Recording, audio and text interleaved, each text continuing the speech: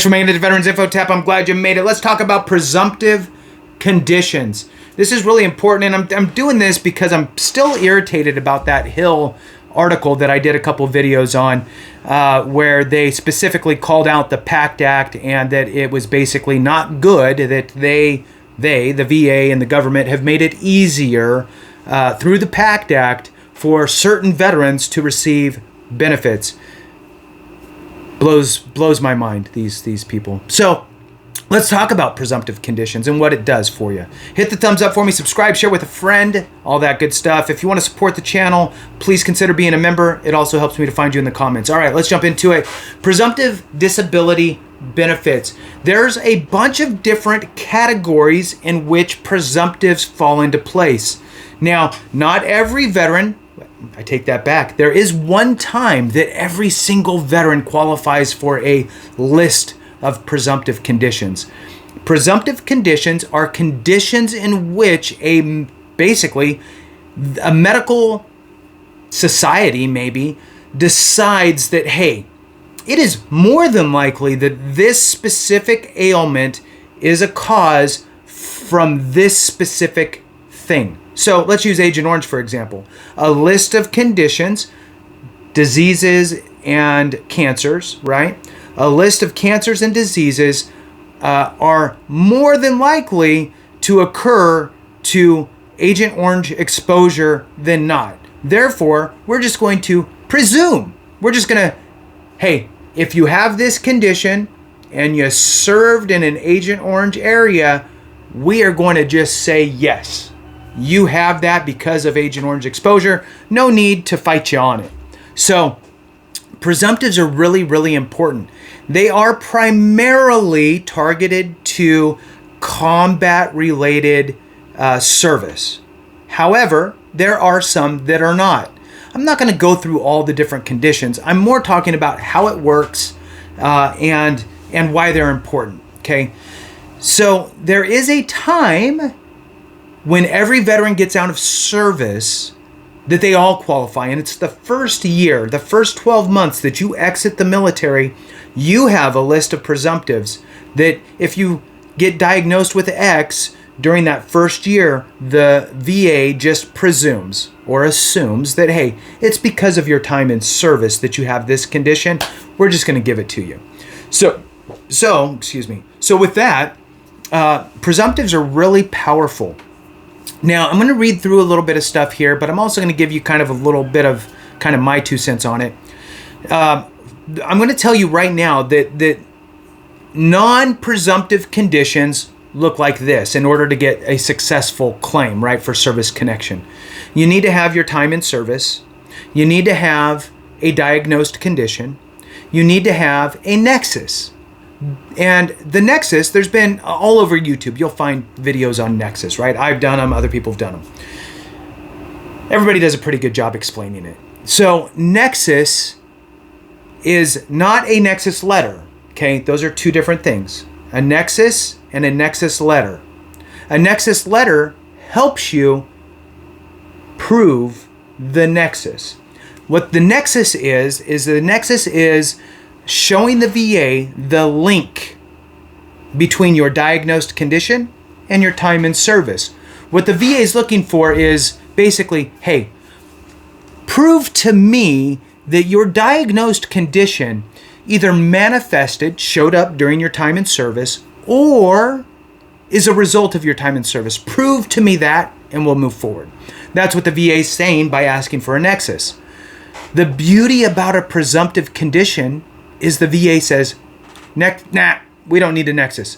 All we need from you for your presumptive condition is time in service, a diagnosis of a condition that is deemed presumptive, right? So there might be, 30 conditions, right, that you could potentially qualify for. If you have one of those conditions and you're diagnosed for it on the presumptive list, great. So you have to have a diagnosis of a presumed condition, a presumptive condition. Now, instead of a nexus, what the VA says is, okay, in place of a nexus, what we need is we need you, veteran, to prove to us that you served in an area that warrants that presumptive condition. So an example would be through the PACT Act, high blood pressure is now a presumptive condition for Vietnam veterans or veterans that were exposed to Agent Orange.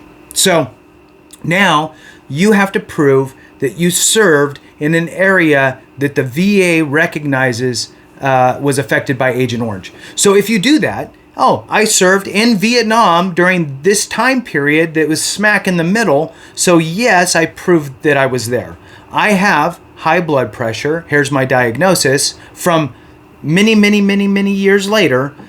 The VA goes, great, that's all we need. And they're going to move forward and give you a service connection. That's huge.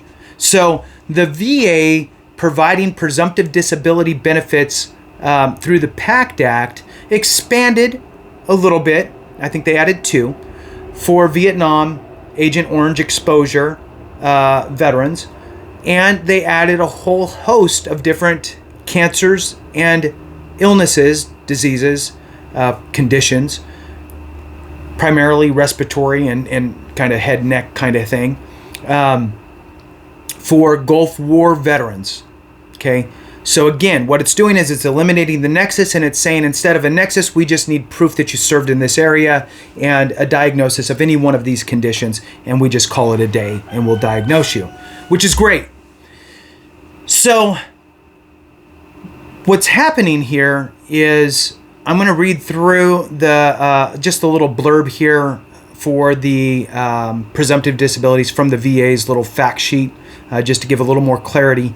But before I do, I want to tell you that getting service connected is easy if you have those things for presumptives, because the nexus is gone. It's just, I served there, I have this condition on the presumptive list, yay, I get service connected. That's half the battle, okay? Don't think that that's all you have to do. Okay, there's still some work you have to do on your side. The work you have to do on your side is just to make sure that you're getting the appropriate rating. Read the schedule of ratings for your specific condition. In some cases, it doesn't really matter. It is what it is. There's nothing you can say to articulate the severity. It's just, it is what it is, and the numbers speak for themselves, and here we go. For example, high blood pressure, right? Hypertension, the numbers are the numbers, right? There's nothing you can do to prep for that. But if your condition says you get a 10% rating with this criteria and you get a 30% rating for this criteria, and it's just words, right? And you go, yeah, I have all those signs and symptoms. I feel exactly like that. I have those problems. I'll make sure I mention that to my doctor. Those are the ones you want to make sure that you're articulating exactly how you feel and the signs and symptoms and durations and all the criteria that fall within that specific rating. So do a little bit of research and make sure that you're not leaving any percentages on the table. Now I'm going to jump into these couple paragraphs just to kind of wrap it up. So on the VA's fact sheet here, presumptive disability benefits, what is a presumptive service connection? VA automatically presumes that certain disabilities were caused by military service. This is because of the unique circumstances of a specific veteran's military service, i.e. where they served. If a presumed condition is diagnosed in a veteran within a certain group, right? So Camp Lejeune veterans here for water issues, Gulf War veterans here for respiratory issues, Vietnam veterans here for Agent Orange issues. So that's the certain groups, right? They can be awarded disability compensation. What are presumptive conditions? If you're diagnosed with a chronic disease within 1 year of active duty release, you should apply for disability compensation. So remember when I said that every veteran has that 1 year after discharge in which they have this kind of cloak of presumption.